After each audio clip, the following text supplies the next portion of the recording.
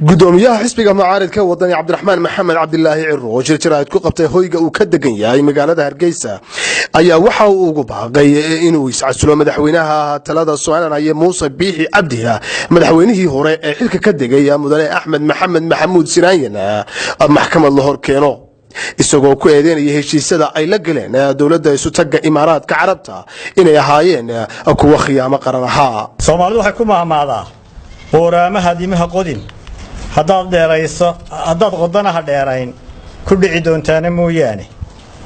waa xilligii ololaha doorashada madaxtooyada kulmiye aad ugu ololeeyeen wadani waa Soomaali weyn ase yeeshee waxa maanta ka shifantay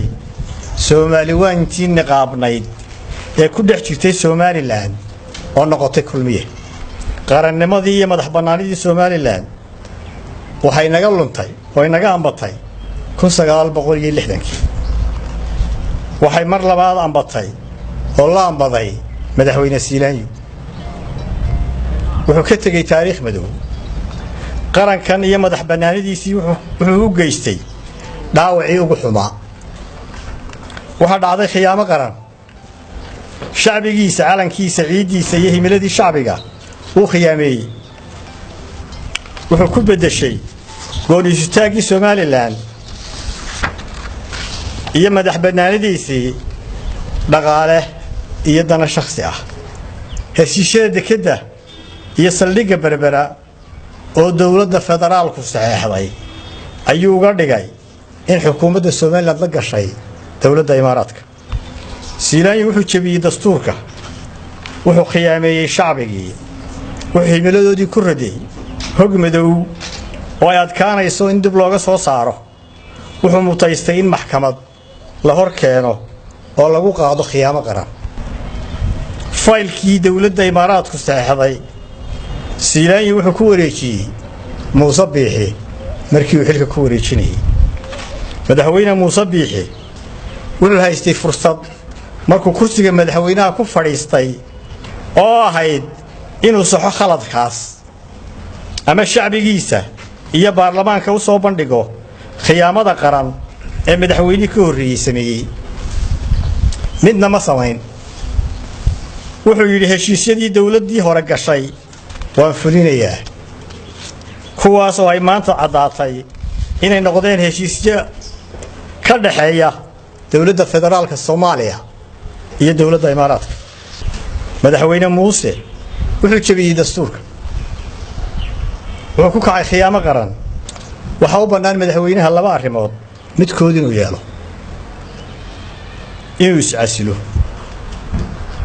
dadkana saamaxaad weydiisto kuna dhawaaqo in la qabto doorashooyin madaxweyne oo cusub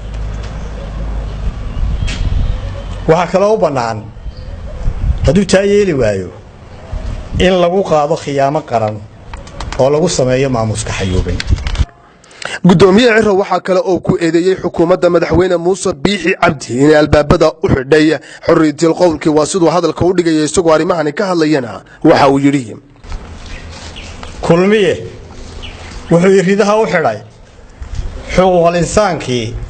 iyo xorriyadda qowlkii jeelashu waa buuxaan way ceeriyoonsan yihiin mid hadlay mid Facebook wax ku qoray mid Twitter wax ku qoray mid wargeys wax ku qoray mid riyooday iyo mid aan wali loo sheegin wixii lagu maayaba intuba jeelka liinta ka cabayaan maanta waxa muuqda saansaan caburin iyo diktatoriyad aadan carab Allah u naxariistee abawaan reer Somaliland oo ka digayay diktatoriyadii soo socotay 1960 markii dawladdii militariga qabsatay Soomaaliya isagoo u yaqaanay dawladdii ka horreysayna Cawaro wuxuu tix ku yiri Cawaro waa la faaleynayay camaladeedii tani waa arjuuqii dheh iyo jeelka ku cayuuq. Cabdirashiid Cabdiwahaab Xuseen TV-ga Universal magaalada Hargeysa.